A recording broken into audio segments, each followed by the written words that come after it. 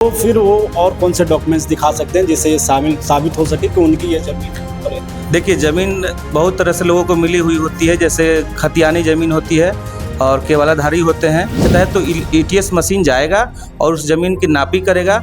उसके साथ साथ आजू बाजू के 5-6 प्लॉट भी नापी की जाएगी कि कहीं से दिया गया है कि सभी लोग अपना कहीं से भी ऑनलाइन स्वघोषणा और वंशावली का फिल करके अपलोड कर सकते हैं। जो उनका डॉक्यूमेंट का जांच यहाँ किया जाएगा और किश्तवाड़ के प्रक्रम में उनको। जी नमस्कार, मैं हूं राज पाठक और आप देख रहे हैं बुलेट न्यूज़ टीवी। इस वक्त पूरे बिहार में जमीन सर्वे का काम चालू है, सर्वेक्षण का, और लगातार लोगों के कई सवाल सामने आ रहे हैं। हम भी आपको लगातार अपडेट दे रहे हैं। एक सप्ताह से लगातार हर जिले में जो कर्मचारी हैं, जो सिस्टम है, वो पूरी तरीके से काम कर रहा है। और ऐसे में आपके सवाल आ रहे हैं वंशावली को लेकर, खतियान को लेकर के। अगर कोई बाहर है, देश से बाहर है, राज्य से बाहर है, तो वो कैसे अपनी ज़मीन पर जो है दाखिल कर सकता है, उससे लेकर के ज़मीन की मापी कैसे होगी। कई लोगों को ऐसा लग रहा है कि ज़मीन मापी में समय लगेगा और एक लंबा प्रोसेस हो जाएगा। तो इन तमाम सवालों पर जो है हमें जवाब लेने के लिए अभी हमारे साथ में अंजनी चौबे जी हैं, जो कि सहायक बंदोबस्त पदाधिकारी हैं। सबसे पहले तो सर स्वागत है आपका। धन्यवाद। सवाल यही है कि वंशावली को लेकर के लोगों में बहुत कन्फ्यूजन है। जैसा कि चर्चा आप कर रहे थे कि वंशावली कैसे बनेगा, क्या होता है, और अभी अगर वो कौन सा वंशावली दिखाएंगे जो वैध माना जाए। जैसे कि इस विशेष सर्वेक्षण कार्य में वंशावली जो अभी रैयतों को स्वघोषणा देना है, जो अपने ज़मीन के सारे डिटेल देनी है, उसके साथ में प्रपत्र 3(1) की जो वंशावली देंगे, उसका वंशावली का जांच गांव में, राजस्व ग्राम में हम ग्राम सभा आयोजन करेंगे, ठीक है। और वहां से सभी ग्रामीणों के साथ में उस वंशावली को पढ़ा जाएगा और सरपंच मुखिया के सामने उसके प्रूफ करते हुए उसको सत्यापित किया जाएगा और उसे मान्य किया जाएगा। और किसी भी रैयत का ज़मीन अगर खतियानी है तो वहाँ पर खतियानी रैयत का जो वंशावली बनेगा, खतियान से में जिनका नाम है वहाँ से उठकर और अभी जो जीवित व्यक्ति हैं वहाँ तक लाकर उसको रोक दिया जाएगा और उन्हीं के जीवित व्यक्ति के नाम पर ही खाता दर्ज होगा, जो वंशावली सत्यापन के बाद में दिखेगा कि कितने लोग अभी जीवित हैं। तो उनके हिसाब से वो वंशावली सत्यापन हो जाएगा और उसके बाद में उनके नाम से खाता दर्ज होगा। इसमें सर सर्वेक्षण में कई चीज़ें सामने हैं, लेकिन सभी लोग सोच रहे हैं कि हमें क्या क्या डॉक्यूमेंट्स रखने हैं। अगर खतियानी नहीं है, केवाला नहीं है, तो फिर वो और कौन से डॉक्यूमेंट्स दिखा सकते हैं जिससे ये साबित हो सके कि उनकी ये ज़मीन है, उन पर है।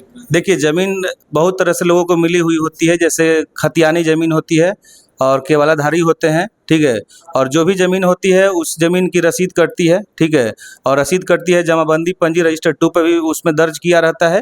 तो हो सकता है कि कहीं बाढ़ होते हैं या किसी के ज़मीन का कागज़ चोरी भी हो जाता है, तो हमारे पास सारे डिटेल्स हैं। अगर वो स्वयं अभी स्वघोषणा के साथ में रसीद की कॉपी देते हैं तो हम अपने यहाँ से दस्तावेजों से जाँच करते हुए उसके आगे की प्रक्रिया किया जाएगा।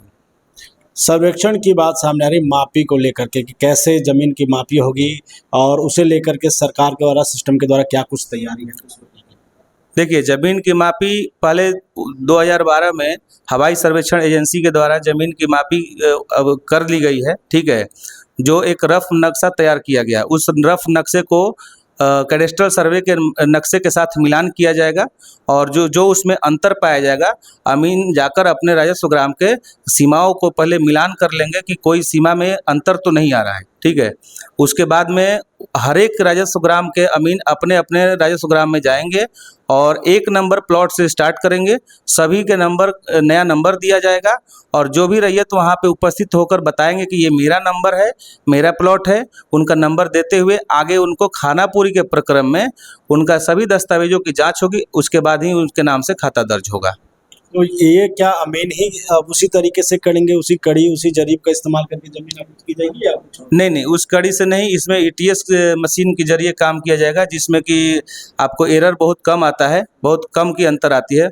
और इसमें जो भी ज़मीन में अंतर आता है, जैसे बहुत आगे प्रक्रिया है, जैसे कि अगर हम किश्तवाड़ और खानापुरी की प्रक्रिया कंप्लीट कर लिए तो रैयतों को हम लोग खानापुरी पर्चा देते हैं, एक कच्चा खतियान देते हैं और लैंड पार्सल मैप देते हैं, जो कि हर एक प्लॉट का अलग अलग मैप बना हुआ होता है। तो रैयतों में हम लोग डिस्ट्रीब्यूट करते हैं कि आप लोग अपना चेक कर लीजिए कि किन्हीं का रकबा में अंतर तो नहीं आ रहा है, किन्हीं के प्लॉट में वर्तमान दखल के अनुसार उनको रकबा दिया जाएगा, ठीक है। अगर उसमें किसी को अंतर पाया जाता है तो ईटीएस मशीन जाएगा और उस ज़मीन की नापी करेगा। उसके साथ-साथ आजू-बाजू के 5-6 प्लॉट भी नापी की जाएगी कि कहीं न कहीं से ज़मीन इधर-उधर हुआ है तो उनको पूरी करके दी जाएगी। सर, वंशावली की हम चर्चा कर रहे थे, इसमें एक सवाल निकल कर आ रहा है कि जो बेटियां होती हैं, लड़कियां हैं, उन्हें भी क्या इसमें शामिल करना होगा? उनको भी डॉक्यूमेंट्स इसमें लगाने होंगे? जी हाँ, उन्हें भी शामिल करना होगा, बेटियों को भी हिस्सा दिया जाता है इसमें। बेटियों को हिस्सा मिलेगा? हाँ, मिलेगा, श्योर मिलेगा उसमें। अगर कोई रैयत चाहता है कि अपनी बेटी को हिस्सा देना है, उसमें नाम देना ही है उनको।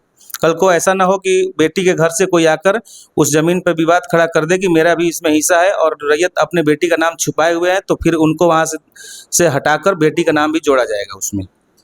एक सवाल सामने आ रहा है सर कि जो लोग बिहार से बाहर हैं, उनकी ज़मीन यहाँ पर है, देश से बाहर हैं, उनकी ज़मीनें यहाँ पर हैं, लगातार उनको सूचना इस पर मिल चुकी है और डिजिटल के माध्यम से, सरकार की तरफ से, लेकिन आने में असमर्थ हैं इस वक्त। उन्हें क्या समय मिलेगा?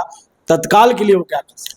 देखिए, बहुत सारे लोग गाँव में बाहर रहते हैं, ग्राम सभा किया जा रहा है, ग्राम सभा में भी सूचना दी जा रही है कि जो लोग बाहर रह रहे हैं उनको आप लोग खबर दे दीजिए, उनको सूचना दे दीजिए कि सर्वे कार्य प्रारंभ हो गया है।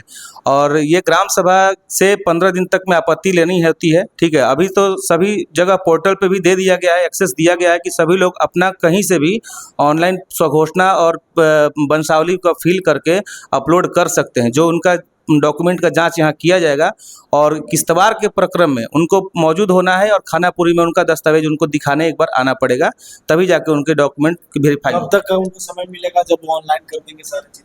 ऑनलाइन अगर सारी चीज़ कर देते हैं तो उसके बाद में विदिन 1 मंथ में उनको सूचना चली जाएगी कि आगे की प्रक्रिया करना है। उसके बाद उन्हें आना पड़ेगा यहाँ पर एक बार? हाँ, आना ही पड़ेगा उनको। डॉक्यूमेंट वेरिफिकेशन के ओरिजिनल दस्तावेज लेकर आएंगे और जाँच कराएंगे वो। जमीन को लेकर के जब भूमि सर्वेक्षण का काम शुरू हुआ तो कई लोगों में ये भ्रांतियां भी आई कि ये कहीं ना कहीं जमीन को हड़पने की एक साजिश है। इसके माध्यम से कई ऐसे भी लोग हैं, भूमाफिया हैं, वो भी जमीन कई लोगों के हड़प चुके हैं, रखे हुए हैं, या कागज अगर नहीं दिखाते हैं ऐसे लोग तो उन पर क्या कार्रवाई?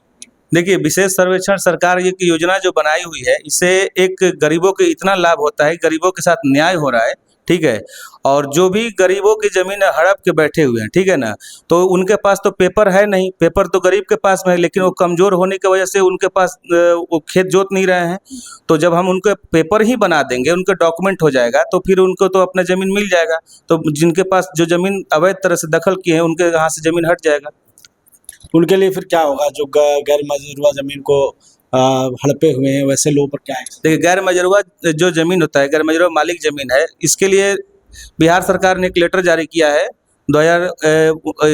लेटर नंबर 925, ठीक है, 11/11/2014 का एक लेटर निकला हुआ है, जिसमें उसमें सारे कंडिका में लिखा हुआ है कि गैर मजरूआ मालिक ज़मीन में कौन-कौन से दस्तावेज दिखाना है। तो 1956-57 के बाद जो ज़मींदारी प्रथा जो ख़त्म हुई थी, उसके बाद से लगातार रसीद होना चाहिए, हुकुमनामा उनका पर्चा होना चाहिए, रेंट रोल होना चाहिए, अन्यथा उनके ज़मीन उनके नाम पे दर्ज नहीं होगा।